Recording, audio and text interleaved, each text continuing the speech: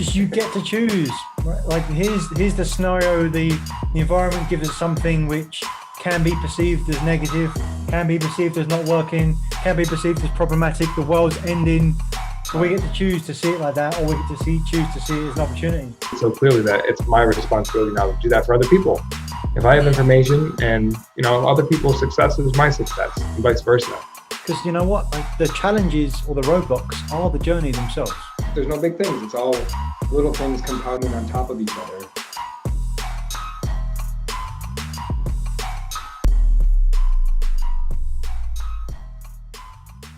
All right, welcome to another episode of Truth Seekers. Coach Nick Davies and myself, Coach Josh Greco. Very excited to introduce today's guest, Mike Hartman. Mike, welcome to the episode. Hey, I'm happy to be here. It's great to see you. I usually see you in a different setting, like at Starbucks, but it's good to see you.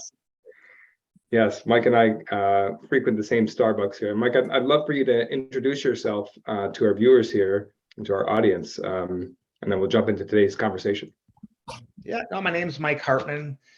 And I'm a performance coach, mostly with athletes and what I call the workplace athletes. But I always do believe a coach needs a coach. So all of us need mentors. So I always like to bounce things off of Josh, and we sit and have sometimes a brief coffee, and then one thing leads to another. So I always like to learn from people. So my background now is working with many people, more on a scalable note, but just love helping people no matter what it is in all different walks of life.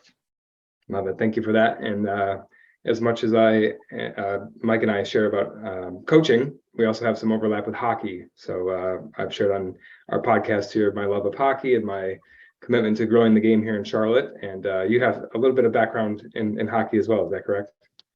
Yeah, I played pro hockey for 17 years and quit earlier than I went to Europe, and I probably could have played 5 more years in Europe, could have played 20 plus years, but at that time my kids were young and it was enough of that. So I had a nice career, played in the National Hockey League, had a dream as a kid to play one game, and played with exhibition and everything and some playoffs, almost 500, 397 league games plus all the exhibition games. So for me, it was a dream come true. Played for my country twice, played on the World Junior team, but then I played on the World team because I was playing in Europe. Somebody got, back in the day, you weren't allowed to take Sudafed, so it wasn't drugs. One of the players took Sudafed.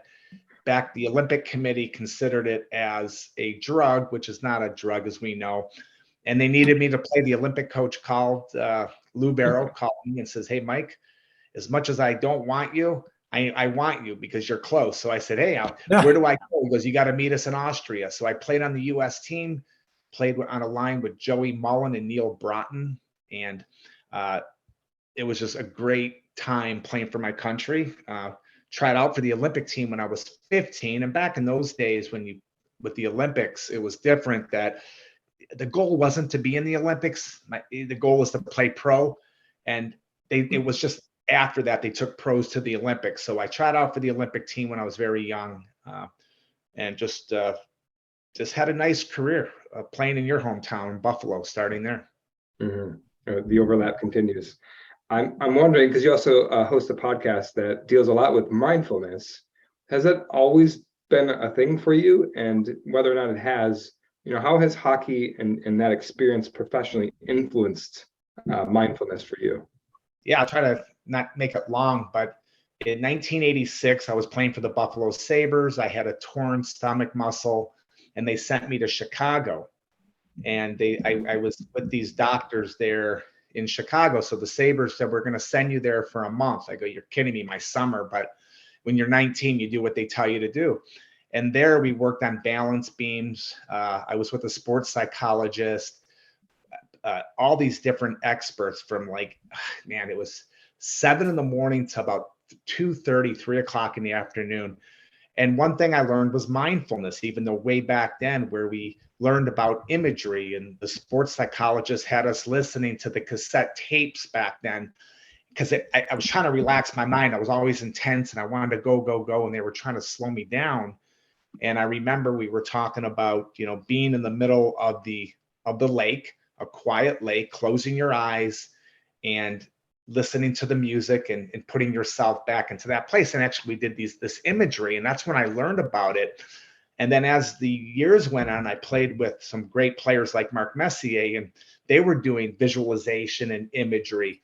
And mindfulness just basically means being fully present, being in the moment, no matter what it is. And it's a word I use a lot with the athletes that I work with today, and some of the people today. No matter what it is, you just focusing on that moment. You can only control that situation there. You can't worry about noise from the outside world. So it's been a part of me since 1986, 87. You weren't even born, Josh, I don't think. 88. I was right around the corner. Okay. Yeah, almost. I wonder, Mike, how does that translate now? Like, what's the most common use that you use that with the people that you work with today? Well, I tell people, when we're talking about mindfulness, I tell, let's say you work in corporate America, and you have to go through some little bit of adversity going on within your life. Like, how are you going to handle that situation? So if we're going to backtrack, I believe somebody in the workplace, whether you work for the bank, a big bank, whether you work for a sports organization, you focus on three areas. You focus on your mental toughness and mindset. The second thing is the physical. I don't mean just training. I'll explain that in a minute. And then the nutrition. So if we were going to do a mind map, and the first thing is on that mind map is mental toughness and mindset. The first thing I would put in that mind map, I draw a straight line down, draw a circle, and I put mindfulness. Because like I said earlier, okay, how am I going to be in the moment? How can I translate that into whatever's happening? I work in corporate America, and I've had a rough day. We have lives outside of work. We have to take our kids to school. We have things that come up. We have kid situations, different situations. So when we approach, let's say, our workplace, how are we going to be in that moment? We have to put ourselves in that moment. Let's say you work in a dental practice, and the lady at the front desk, the last place somebody wants to be is go to the dentist, right? So if you walk into the dentist and you're a little nervous because you might have to get your tooth pulled or cavity, and you're feeling really nervous, and the person behind the front desk says, okay, hey, come on, sit down, and we'll get to you in a minute, instead of being mindful of that person that's there and say, hey, good morning, how are you? And try to ease that person. To me, that's also a way of mindfulness. It's the same on a sports organization. The old days was to go, come on, play tough. You're benched if you don't do this. Why not put your arm around somebody and say, you know what? You made a mistake. This is a coach speaking, like a sports coach. You made a mistake. Next time, go a little bit wider. Maybe process the situation, figure it out. So when I look at mindfulness, I look at it, we all could use it within our life. Now, when I talked about the physical just doesn't mean training. That's part of it. Exercising, having a ritual. So whether you work in corporate America, you're an athlete, a ritual that's habitual. Could be going for a walk, could be doing some breathing exercises. That's physical. Meditation, visualization, imagery, the things that I talked about earlier. Those are some of the physical things that you could do. Now, nutrition, I have a dietitian that's full-time with me, and she answers a lot of that question, but properly fueling your body so you're not tired at 2:00 in the afternoon. So why I'm looking at this whole mindful picture, because I believe in the whole mind body, instead of just trying to find this quick Band-Aid and find a solution. Focus in on the three areas. Again, I'm going a little bit fast, but focus in, like if you're thinking of a map, just focusing on that mental toughness mindset. Then the next thing is, okay, how am I gonna, if I'm stressed, maybe I'll do some imagery before I go into work and just relax my mind so I'm ready to be one with work. And then I'm gonna properly fuel my body. I'm not gonna have a Snickers bar at 1:00 in the afternoon, because that's gonna make me tired 10 minutes later. I'll have a quick little spike. So I'm into the whole mind body. with people. And I tell people, like, I do work with many different facets of life. I'm not an expert into with dentists. I don't know about dentistry, and I don't know about even baseball as much, but I do know if you're mindful and you're in the moment and you're very aware of what's going on, it's going to help you in all areas of your life. So I like the distinction, if I may. I always think about the philosophy of what we can do to make ourselves better. And I often say to clients or prospects, like, we're always turning things into action, because we can have the best conversation, the best connection. We could guess, yes, I agree with all the philosophy, it's all great. But if we're not turning it into action, nothing changes, because you've got to have a physical manifestation. And I refer to that as action or conditioning, right? So that sounds to me what you're getting at there, Michael. Is that how you would think about it? Like, so it's the daily or the regular conditioning? Yeah, it has to be transformational. Like, it just can't be, hey, go do this. There has to be a purpose behind it. You know, everyone uses, well, what is your why and why are you doing it? There has to be something to shoot for, and it has to be measurable, like a measurable goal. It just can't say, my goal is I want to be the top of my company. Well, that's not really measurable. There has to be action behind everything. There has to be some things that are tangible that you use, tools that you use that's going to help you. So to me, you find something that's measurable, like a measurable goal. You sound like you have an English accent, right? Are you from England? I am. Okay. So soccer's big over there. No, football's big over there. You're right. I said it wrong. In fact, sorry, I can't resist. I played in Wembley Arena for we had an awesome. hockey game against Toronto Maple Leafs when I played for New York. But very cool. But what happens in soccer if you take the goals away? What happens? If you take your goals away? Yeah, if you take the goals away, the nets. I'll make it the nets away. What happens? Yeah. Chaos, I'd imagine. You have nothing to shoot for. Right. Yeah. There's no direction. Yeah. No direction. So I always believe you have to shoot for something. I still have my vision boards and my whiteboards, and I could write everything I want on there and say, my goal is to do X amount of whatever it is I'm doing, my apps I'm trying to do. But if there isn't action behind it, what am I going to do the first thing I do in the morning? And I take it to something that's a whole different level. The first thing I believe in is you make your bed in the morning. You get up and you do something that's productive. You get up, you make your bed. It's just something the Navy SEALs, you probably heard it before. They get up and they make their bed first thing in the morning. And then you take care of yourself and you manage yourself. Because if you can't manage yourself, how can you manage other people within business, or how can you manage other things? So it's important that you really take care of you. And I call those doing the littlest things in details. And that's action to me. A good example, I talked to a hockey player. She's a Division I player, just got, without saying names, she got cut from the Olympic team. So she's depressed. She's going to practice. She's not feeling good. So I said, well, what are you going to do different today? I said, one actionable step. I want you to be the first one on the ice. Why is that? She said, because it's something that's actionable and it's something that you can control. The second thing is, one thing we could always do is we could outwork the person across from us, but play fair. I want you to think about outworking that person across from us every time. And I want you to compete. That's it. If you fall, you're not a failure. You tried. You put action behind what you were doing. No matter what it is, there's people in business that do the same thing. They're afraid to fail. Well, like if you look at baseball, that's an American game. If you bat 3 out of 10 times and you're batting 300, you're a superstar. If you hit the ball 3 out of 10 times, you're a superstar in baseball. So there's actionable steps that you do that will help you, whether it's in your life or within sports. And I believe in that.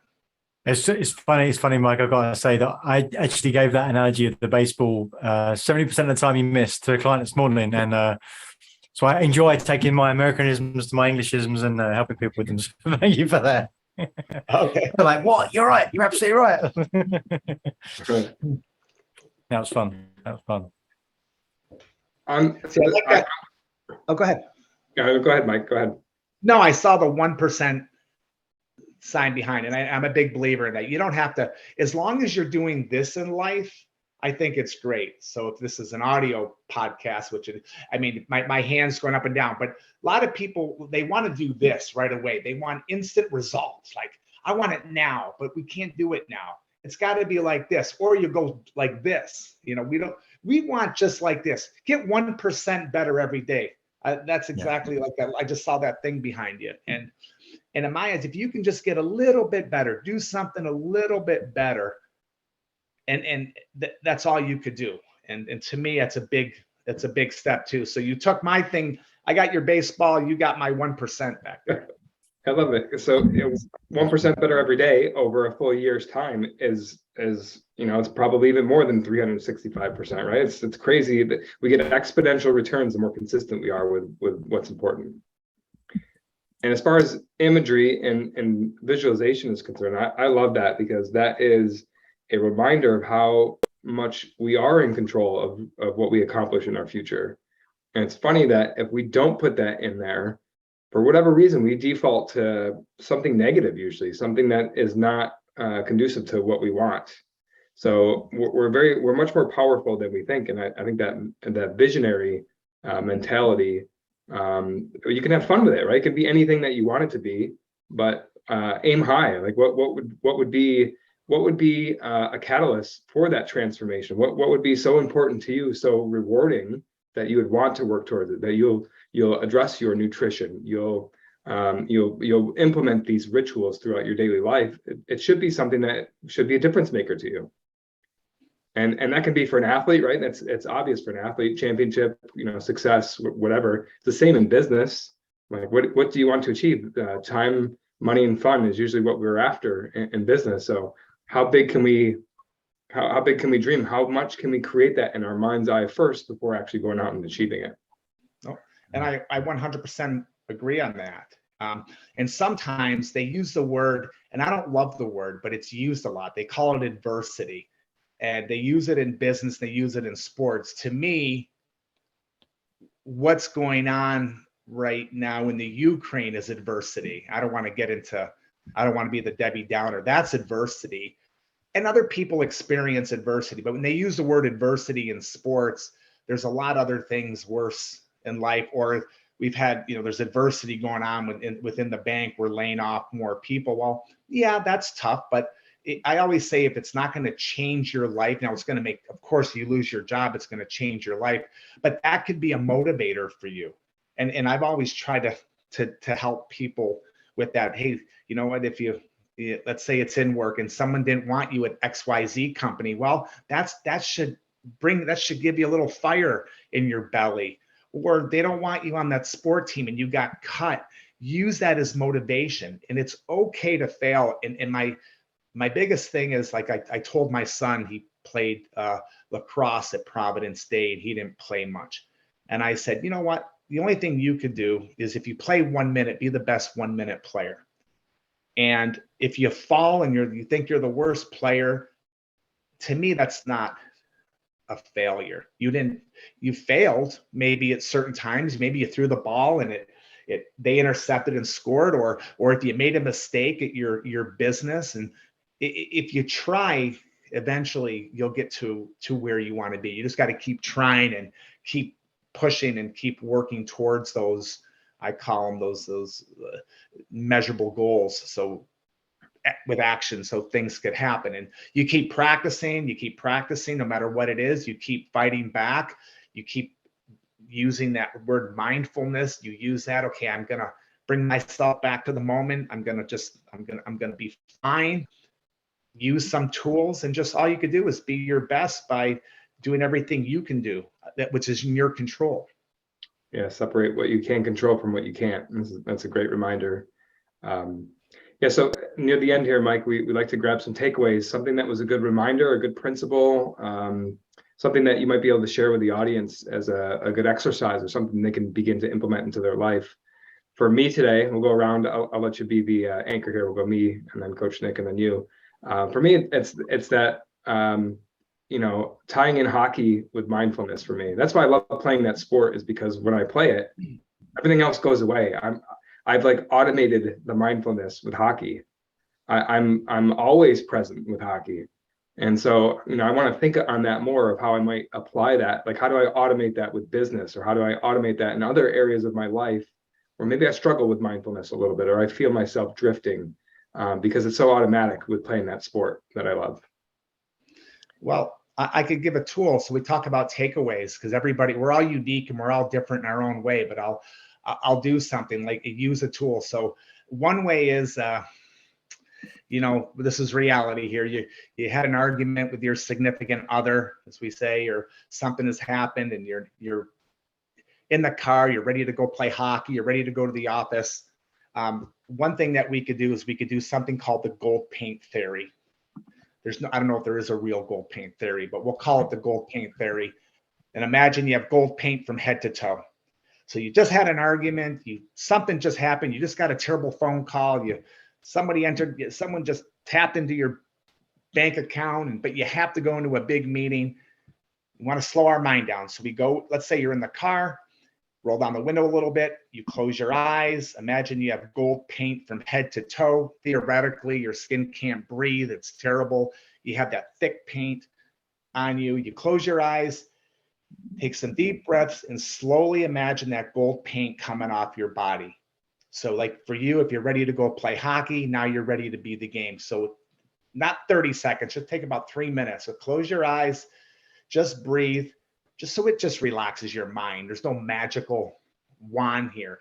So you do that, or if you're going into a meeting, you've had a stressful day, the kids were late, take 3 minutes and use this gold paint theory to help you, just to calm your mind down.